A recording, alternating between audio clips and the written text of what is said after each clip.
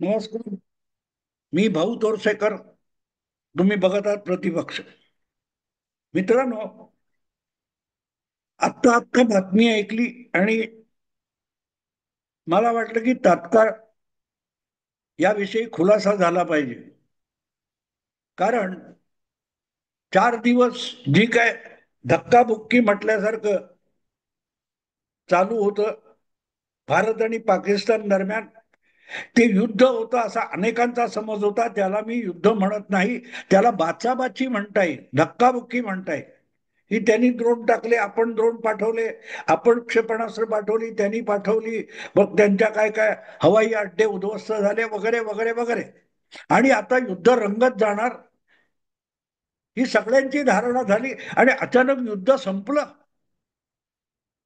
मला वाटत नाही युद्ध संपलं. ज्या प्रकारच्या प्रतिक्रिया या युद्धविरामाची म्हणजे सीज फायरची बातमी आल्यानंतर ऐकायला मिळत आहेत, त्या गैरसमज पसरवणाऱ्या आहेत असं मला समजावण्यासाठी यावं लागलेलं आहे. कारण युद्धविराम म्हणजे युद्ध समाप्ती नव्हे. युद्धविराम याचा अर्थ सीज फायर याचा अर्थ काय असतो, बऱ्याच लोकांना याची कल्पना नाहीये. हे शब्द आपण ऐकलेले असतात पण समजून घेतलेले नसतात. आणि म्हणून युद्धविराम म्हणजे काय असतं, सीज फायर म्हणजे काय असतं. सीज फायर म्हणजे गोळीबार थांबवा, फायरिंग थांबवा, फायरिंग थांबलं, सीज फायर. त्याचा अर्थ युद्ध संपला असं होत नाही. अनेकदा अनेक आघाड्यांवर काही काळासाठी टाइम प्लीज असं म्हणतात ना क्रिकेटमध्ये, तसं आहे की थोडा वेळ एक काय म्हणतात विश्रांती घ्यावी. गट काय ते चित्रपटामध्ये इंटरवल असतो ना, तसं असतं. पण पडद्यावर सिनेमा सुरू झाला, भराभर लोक आत येतात आणि बसतात. नेमकी तीच गोष्ट इथे आहे. लागोपाठ 4 दिवस ज्या प्रकारे एकमेकावर तोफा डागल्या जात होत्या, मिसाईल पाठवली जात होती, याला काही काळ थांबवण्यात आलेलं आहे. ना त्यांनी पाठवायचं काय मिसाईल डागायचं किंवा आपण तोफा डागायच्या, हे थांबलेलं आहे, हे थांबवलं गेलेलं आहे. पण हे सगळं होताना एक गोष्ट लक्षात घ्यायला लागते की ज्या वेळेला सीज फायर होतो, युद्धविराम होतो, तेव्हा दोन्ही बाजूच्या राष्ट्रप्रमुखांकडून किंवा सैन्य प्रमुखांकडून, सेना प्रमुखांकडून या युद्धविरामाची घोषणा केली जात असते. ही बातमी आली आपल्याकडे, ती ना इस्लामाबादहून आली ना दिल्लीहून आली, ती आली वॉशिंग्टन DC. याचा अर्थ काय होतो, अमेरिका या युद्धात नसेल तर युद्धविरामाची घोषणा करणारी अमेरिका कोण लागून गेली. आपल्या काय त्या सोशल मीडियाच्या अकाउंटवर अमेरिकेचे राष्ट्राध्यक्ष डोनाल्ड ट्रम्प यांनी भारत पाक यांच्यात सीज फायर झाल्याची घोषणा केली. तोपर्यंत पाकिस्तानात किंवा भारतात कोणाला याची कल्पना नव्हती. पण जो माणूस युद्धात नाहीच आहे, जो देश युद्धात नाहीये, तो युद्धविरामाची घोषणा कशी करतो. आणि म्हणून हे सगळं समजून घ्यावं लागतं. अनेकांना चुकचुकल्यासारखं होईल की अरे, आत्ता तर पाकिस्तानला जरा चांगलं शेकून काढलेलं आहे, अजून त्यांचं कंबरडं तोडलं पाहिजे होतं वगैरे वगैरे, आपले लोक पण बोलणार आहेत. पण काय झालंय आणि काय चाललंय याचा थांग पत्ता तुम्हाला लागलेला नसेल आणि आपल्याकडच्या मीडियामधला मूर्खपणा इतका सरसकट चाललेला असतो की त्यांच्याकडून अर्थाचा अनर्थ करण्याची जणू काय स्पर्धा चाललेली असते. या पार्श्वभूमीवर सीज फायर किंवा युद्धविराम म्हणजे काय हे अधिक उलगडून सांगणं मला अगत्याचं वाटतं. पहिली गोष्ट मी स्पष्ट करतो, माहितीसाठी सांगतो, युद्ध समाप्ती कशी असते. 1971च्या युद्धामध्ये बांगलादेश आणि पाकिस्तान युद्ध जे झालं होतं, त्यामध्ये पाकिस्तानला नाक रगडून शरण यावं लागलं. पण पाकिस्तान शरण आला होता तो पूर्व पाकिस्तानात, ज्याला आजचा बांगलादेश म्हणतात, तिथे पाकिस्तान शरण आलेला होता. आणि पाकिस्तानाच्या शरणागतीची घोषणा तिथला जो पाकिस्तानचा प्रमुख होता ए के नियाजी, जनरल के नियाजी यांनी केलेली होती. पण पाकिस्तानात बसलेला लष्करशाह याया खान यांनी भारत पाकिस्तान युद्ध संपल्याची घोषणा केलेली नव्हती. पण बांगलादेश बरोबरची युद्ध संपल्याची घोषणा ही इंदिराजींनी पंतप्रधान म्हणून मान्य केली, भारतीय सेनेने मान्य केली. आणि एकाच वेळेला पूर्व आणि पश्चिम या दोन्ही आघाड्यांवर पाकिस्तान विरोधात चाललेलं युद्ध आपण थांबवतो आहोत, युद्ध समाप्तीची घोषणा करतो आहोत, अशी घोषणा इंदिराजींनी केली होती, ज्या भारताच्या पंतप्रधान होत्या. पण म्हणून पश्चिम सीमेवर पाकिस्तानने युद्ध थांबवलेलं नव्हतं. भारताने आपले सैन्य आणखीन पाकिस्तानमध्ये आरपार घुसवण्याची प्रक्रिया थांबवलेली होती. आणि मला आठवतं त्यावेळेला पश्चिम पाकिस्तानच्या सीमेवर भारताच्या युद्धाचं नेतृत्व लेफ्टनंट जनरल कॅन्डेथ नावाचे अधिकारी करत होते.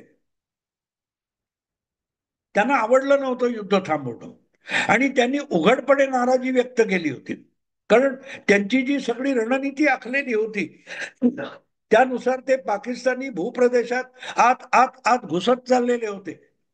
पण भारताच्या पंतप्रधानाने युद्ध बंदीची किंवा युद्ध समाप्तीची घोषणा केल्यामुळे त्यांचा नाईलाज झाला होता. पण मुद्दा काय? मुद्दा असा होता की एका जनरलने बांगलादेशचे युद्ध आपण थांबवत असल्याची घोषणा केली होती आणि अर्थातच त्याला इस्लामाबादची मान्यता असणार. म्हणूनच संपूर्ण 90,000 पेक्षा जास्त सैनिकांनी आपली हत्यारं खाली ठेवून शरणागती पत्करली होती. पण तोही पाकिस्तानचाच जनरल होता. इंदिराजी देशाच्या पंतप्रधान होत्या. सोव्हिएट युनियन किंवा अमेरिका किंवा इंग्लंड किंवा फ्रान्स यापैकी कुठल्या देशाच्या राष्ट्रप्रमुखाने भारत आणि पाकिस्तान यांच्यात युद्धविराम झाल्याची घोषणा केली नव्हती. या वेळेला आज जे काय आपल्या हाती आलेली बातमी आहे त्यानुसार दिल्ली किंवा इस्लामाबाद इकडून युद्धविरामाची घोषणा झालेली नाही. त्याची पहिली वाच्यता अमेरिकेचे राष्ट्राध्यक्ष डोनाल्ड ट्रम्प यांनी केली. आणि म्हणूनच जे कानावर पडतंय ते ऐकून हुरळून बागडून जाण्याची गरज नाहीये. डोळ्यांना काय दिसतंय ते बघा. उघडा डोळे आणि बघा नीट. डोळे फाडून बघा काय दिसतंय समोर. आता ट्रम्प यांनी ही घोषणा का केली असेल? ट्रम्प ना कोणी शहाबाज कोणतो किंवा मुनीर कोण आहे किंवा मोदी किंवा जयशंकर यांनी साकडं घातलं आणि तथास्तु म्हणत डोनाल्ड ट्रम्प यांनी युद्धविरामाची घोषणा केली असं बिलकुल झालेलं नाही. कारण ट्रम्प यांना विचारून या युद्धाची सुरुवात झालेली नाही किंवा ट्रम्प यांनी सांगितलं म्हणून युद्ध थांबण्याची शक्यता नव्हती. मग झालं काय? ट्रम्प यांनी पहिली घोषणा का केली हे समजून घ्यायचं असेल तर 24 तास मागे जायला लागतं. काल संध्याकाळी 9 तारीखला अचानक एक बातमी आली. ती बातमी म्हणजे आंतरराष्ट्रीय नाणेनिधी जो आहे IMF त्यांनी पाकिस्तानला काय 1.5 अब्ज डॉलर कर्ज मंजूर केलेलं आहे. भारताने कडाडून ह्या कर्ज देण्याला विरोध केला होता. याचं कारण पाकिस्तान ही रक्कम युद्धासाठी वापरेल. पाकिस्तान अतिरेकी कारवायांसाठी ही रक्कम वापरेल. लोकांचे हालअपेष्टा दूर करण्यासाठी जनतेच्या नव्हे तर युद्ध आणि दहशतवादासाठी हा पैसा वापरला जाईल. म्हणूनच IMFने पाकिस्तानला इतकं मोठं कर्ज देऊ नये असं सांगितलं होतं. आणि पाकिस्तान तरी IMF कडे गेला कशाला? अगदी तुर्की असो, इराण असो, सौदी असो, दुबई असो, चीन असो, सगळ्यांकडे वाडगा घेऊन भीक मागायला पाकिस्तान गेले कित्येक दिवस फिरतोय. पण एक दमडी द्यायला सुद्धा पाकिस्तानला चिथावण्यात येणारे त्यांचे मित्र देश तयार नाहीत. ज्या चीनच्या जीवावर पाकिस्तान भारताला उठ्ठा बसता वाकूला दाखवत असतो, त्या पाकिस्तानला चीनने सुद्धा कसलीही मदत करायला साफ साफ नकार दिलेला होता. तुर्की काय बुडबुडत होता सोडून द्या, पण पाकिस्तानकडे